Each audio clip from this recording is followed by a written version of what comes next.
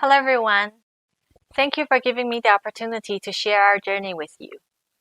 I'm Pastor Wendy.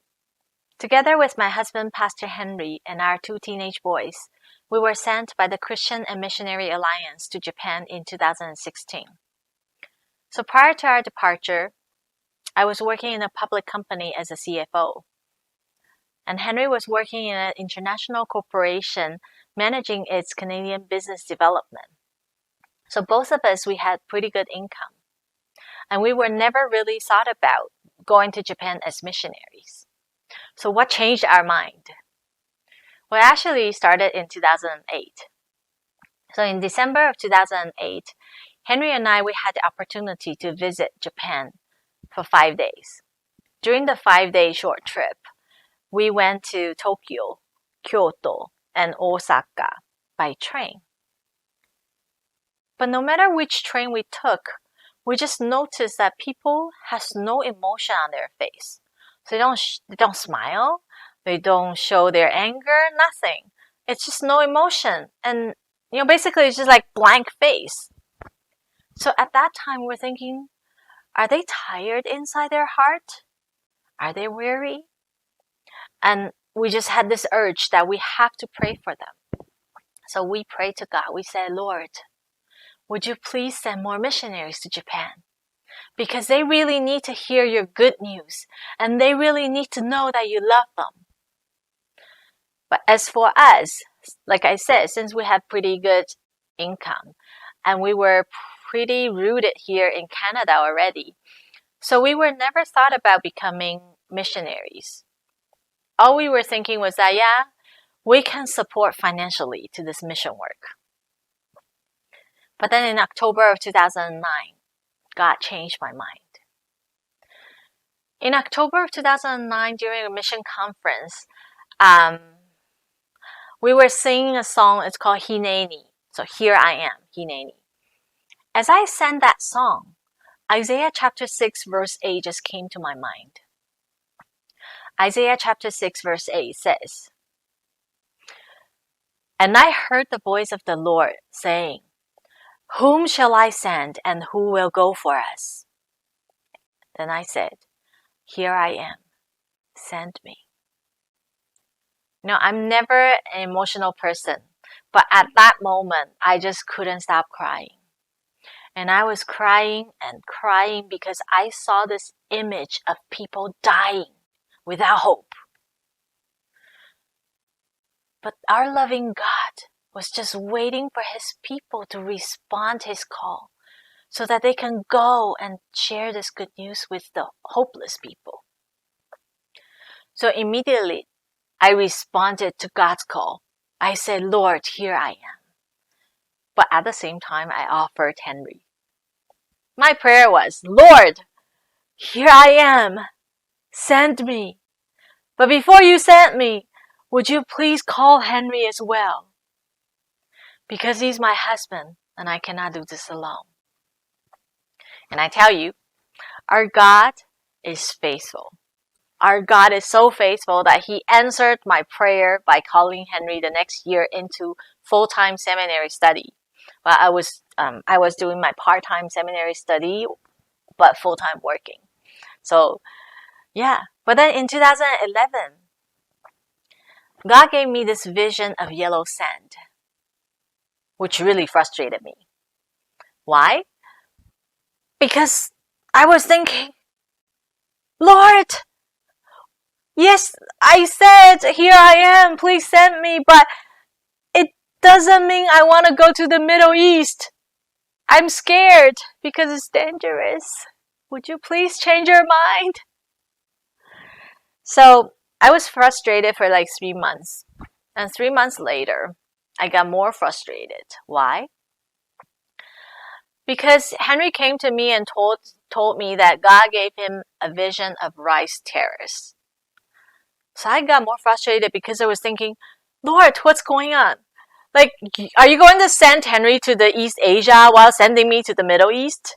I mean, I thought we're married, we're supposed to be one. Shouldn't we? But why are you giving us two different visions? So I shared my frustration with Henry, And then, we started praying over this whole thing. Didn't know what's going on, but we started praying over this entire thing.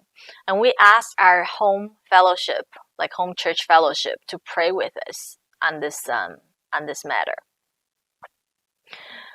And then later on, we just sort of narrowed down to 3 countries. Number 1 is China. Number 2 is Indonesia. And number 3 is Japan.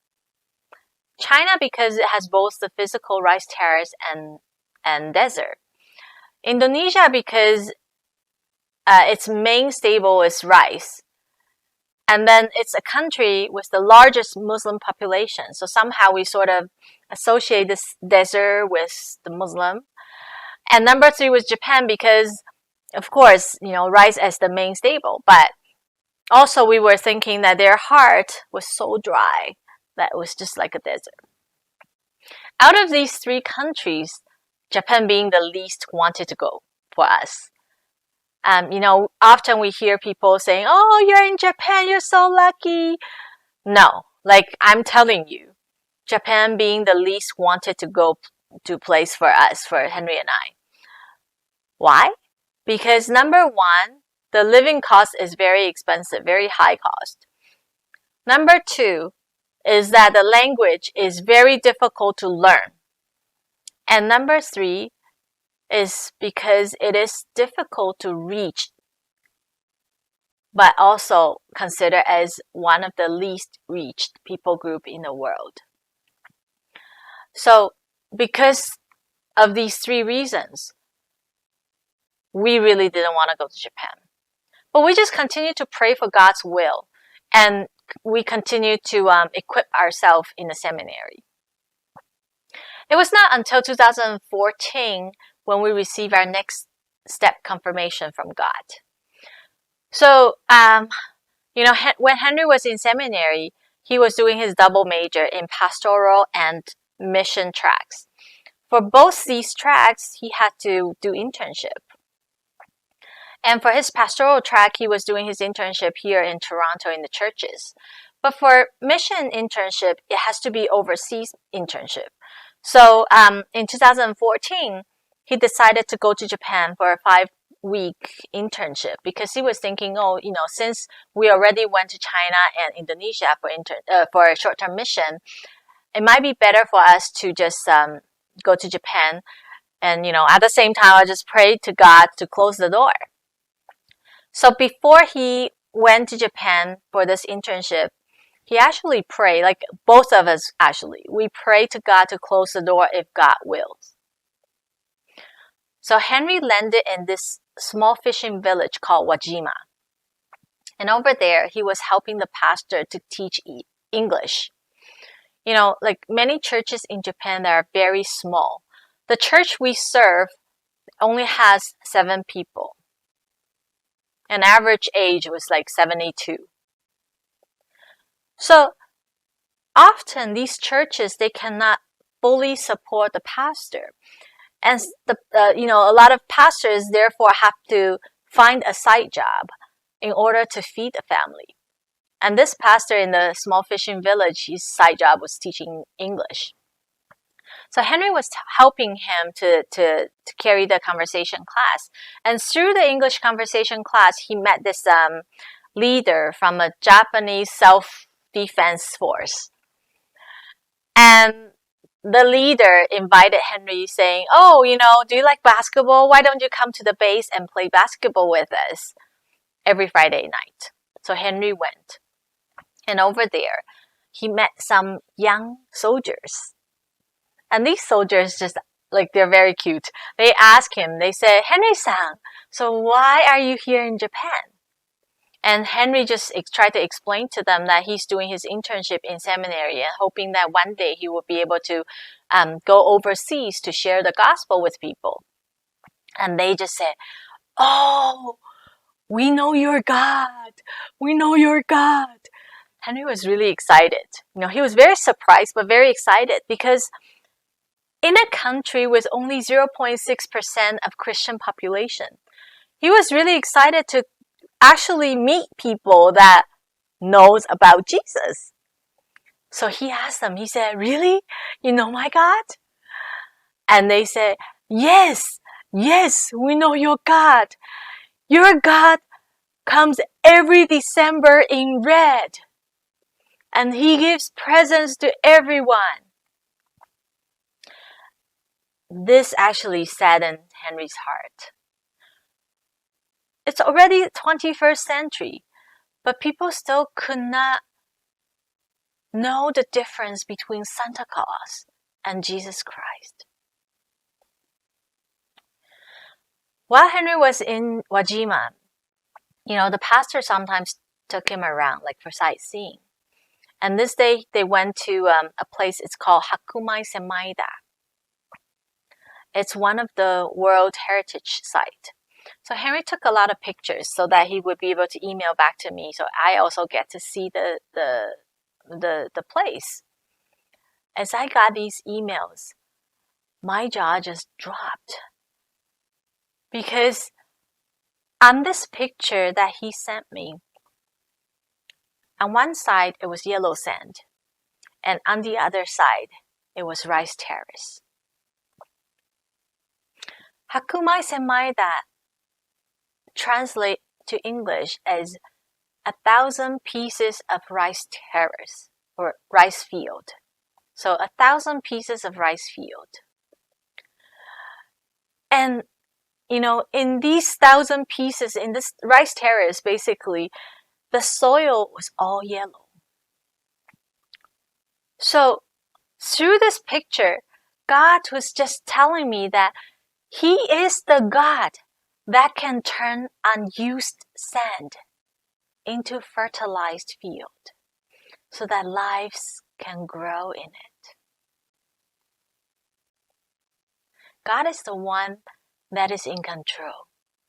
God is the one that is doing the work. Not us, it is Him. All we needed to do is just respond to His call, submit to His will, listen to His voice, and let Him guide us step by step. That's all. And later on, we just received more and more confirmation.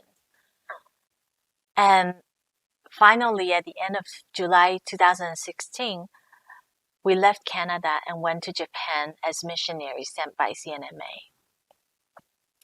Earlier, I said that one of the reasons why we didn't want to go to Japan was because it is really difficult to reach the Japanese people. And why is it so difficult to reach them? I find there is this analogy that you might be able to understand the difficulties. People started to wear masks because of COVID-19 pandemic, right? But in Japan, people actually wear masks anyways, like regardless if it's flu season or not. And from my experience living there, I sort of reorganized all the cases and, whatever things and came out with these 6 different reasons why people wear masks all the time.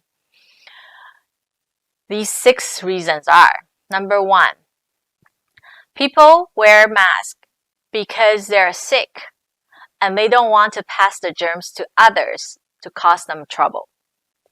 Number 2, people wear masks because they worry that others are sick and they don't want to get the germs and cause themselves trouble.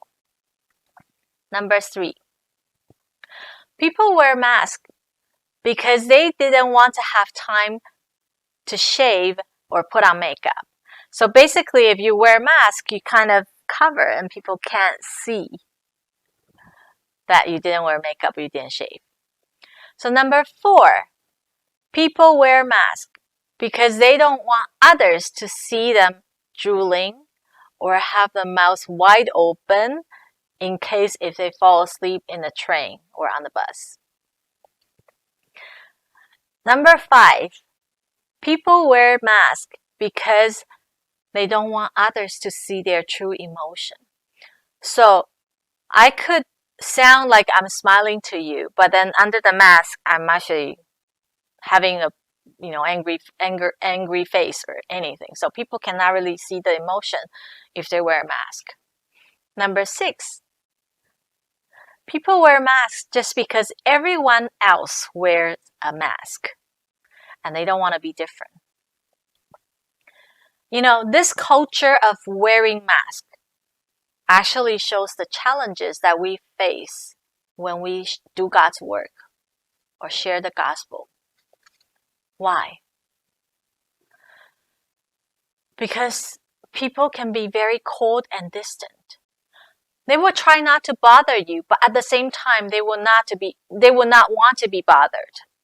Let me give you an example. One of our Japanese teachers shared with us that one day, before she came to the class, she actually fell on the street. And she was in great pain. And she was sitting in the middle of the street for about 10 minutes. But nobody approached her and asked her if she was doing okay. She was just sitting there for 10 minutes. And finally, a person went to her, tried to help her. And guess what? This person is a foreigner.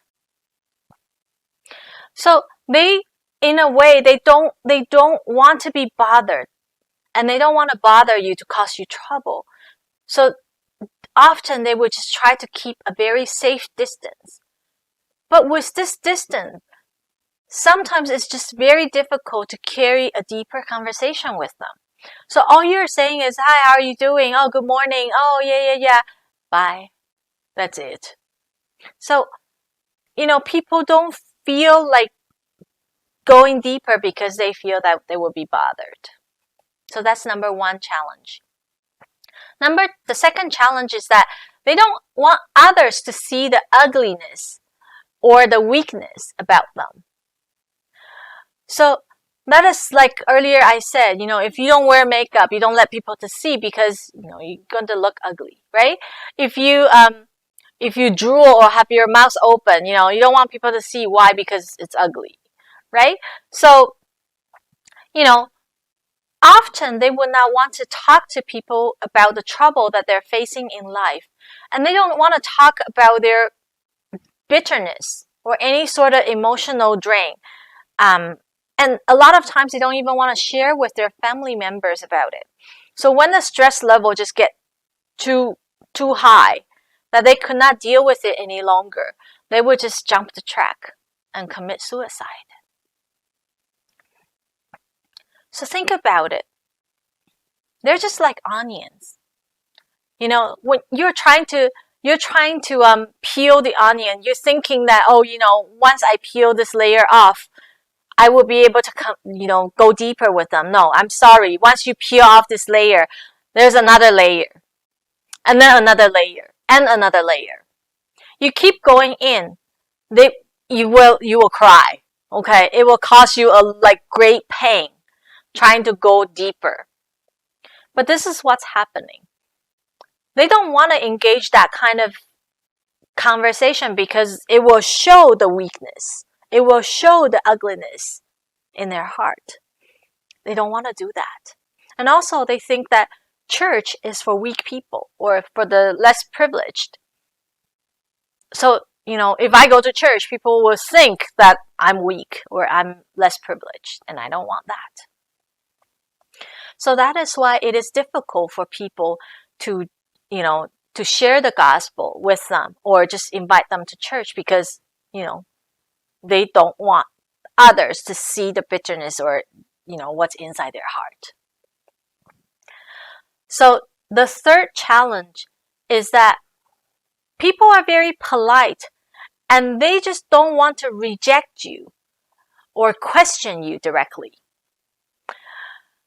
They will always try to respond in a polite way, by figuring out an answer that they believe you want to hear.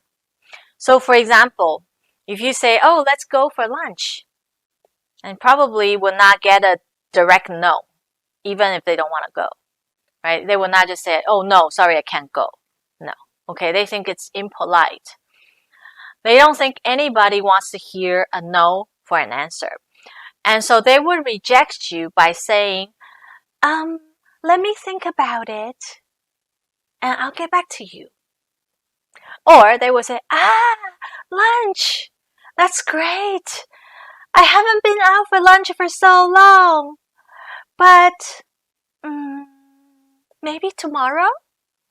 And the thing is, they will never get back to you. And if they don't confirm the appointment, that means a no. And you should get the point. So, if people don't reject you or raise questions directly when you talk about gospel, how would you be able to carry the conversation further? How would you be able to focus in the area where they have the most concern? And that's why it's a great challenge in the mission work. And the last challenge that I figure out is that people don't want to be different from others in the society because that will give them too much pressure.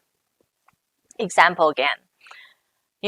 If you visit the Tokyo Disneyland, you're going to see a lot of people wearing the same costumes. So for example, if I go with a group of 4 other people, the first stop we'll go is the Disney store because we need to pick up the Mickey Mouse headband or, the outfit so everybody can change and look the same. And that way people will consider us in one group. People will know that we're in one group. Before we head home, we have to go change back to our normal attire because otherwise, when we're in the train, people will look at us like you're crazy, you're weird. Why are you wearing that kind of thing?